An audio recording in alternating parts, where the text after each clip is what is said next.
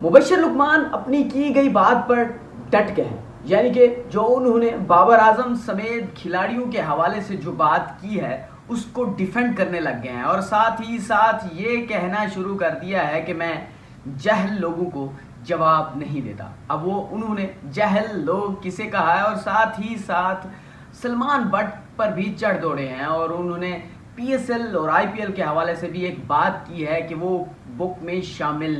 कैसे नहीं हो सकते। इस पर भी बात करते हैं, लेकिन सबसे पहले ये बात करते हैं कि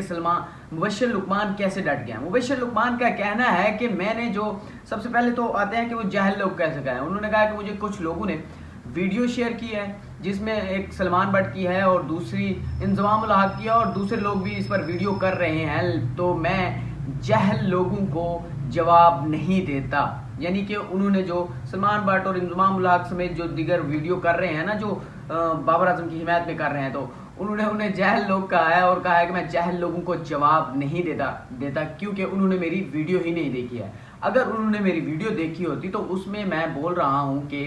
बाबर आजम को जो गाड़ी गिफ्ट दी गई है स्पेसिफिकली उसको उसके भाई ने दिया है, तो उसके भाई की सोर्स ऑफ इनकम क्या है मेरे दिमाग में, या फिर मैं चाहता हूँ कि मुझे सोर्स ऑफ इनकम बताया जाए कि उसके भाई का क्या है। और अगर सोर्स ऑफ इनकम उसका नहीं है तो इसका मतलब है, ऑब्वियसली बात है कि वो पैसे जो उसके भाई ने उसे गिफ्ट के तौर पे जो गाड़ी उसे दी है वो बाबर आजम के पैसों से ली गई है। तो बाबर आजम क्या अपने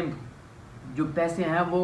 टैक्स रिटर्न्स जमा करवा रहे हैं, टैक्स दे रहे हैं कि नहीं दे रहे हैं। और इसी हवाले से वो एक मिसाल भी देते हैं साउथ कोरिया की बड़ी कंपनी है सैमसंग और उसके जो ऑनर हैं वो इस वक्त जेल में मौजूद हैं और जेल से बैठ के वो चला रहे हैं इस कंपनी को, अपनी कंपनी को। तो वजह ये है कि वो उन्होंने टैक्स में चोरी की है और टैक्स चोरी की वजह से वो जेल में बैठे हुए हैं। तो क्या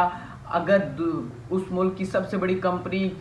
की जो कंपनी है वो उसके मालिक चोर टैक्स चोरी की वजह से जेल में हो सकते हैं, तो हमारे क्रिकेटर क्यों नहीं हो सकते। इस वजह से वो कहते हैं कि मुझे बता दें कि वो उसके भाई ने पैसे कहाँ से लिए हैं, बात ही खत्म। और उसी के साथ साथ उन्होंने जो सलमान बट और इसके हवाले से सलमान बट के हवाले से कहा है कि सलमान बट जीएनएन पे बैठ के मेरे खिलाफ बातें कर रहा है मेरे खिलाफ। तो अगर ये नमक हलाल होता या अगर नमक हलाली इसने की होती तो मेरे सामने ये कुरान पर हाथ रख के ये ना कहता कि मैंने मैच फिक्सिंग नहीं की है। मतलब कि वो जो पीछे इन्होंने मोहम्मद आमिर, मोहम्मद आसिफ और सलमान बट का जो 2009 का वाकया था जिसमें उन्होंने मैच फिक्सिंग की थी, और वो वाले उस वाकये की तरफ इशारा करते हुए कहते हैं कि इन्होंने मेरे सामने कुरान पर हाथ रख के कहा था कि मैंने मैच फिक्सिंग नहीं किया। और इसी के साथ साथ उन्होंने कहा है कि मुजम्मिल सहरवर्दी थोड़ा बहुत सवाल करते हैं, तो क्या इसका मतलब ये है कि हमारे जो खिलाड़ी हैं इनके असासे भी चेक होने चाहिए कि इनके पास कितना पैसा, ये कितनी दौलत मौजूद है। तो उसी के साथ साथ मुबश्शिर लुकमान एक मरतबा फिर बात करते हुए कहते हैं कि ये हो ही नहीं सकता कि पीएसएल और आईपीएल जैसी लीग्स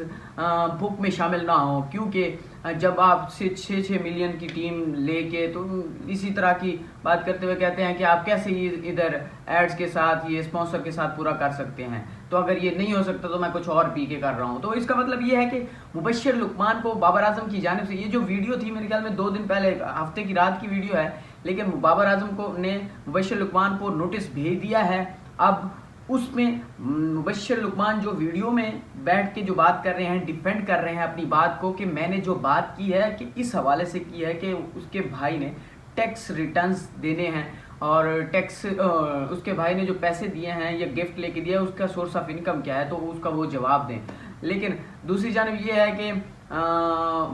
मुबश्शिर लुकमान भी डटे हुए हैं, बाबर आजम ने नोटिस भी भेज दिया। और सबसे अहम बात ये भी है कि साया कॉरपोरेशन ने मुबश्शिर लुकमान के खिलाफ कार्रवाई करने का फैसला कर लिया जिस तरह से बाबर आजम ने किया है। तो इस वजह से देखते हैं कि क्या होता है, और पीसीबी भी जल्द कोई तहकीकात करने वाला है। बहुत बहुत शुक्रिया।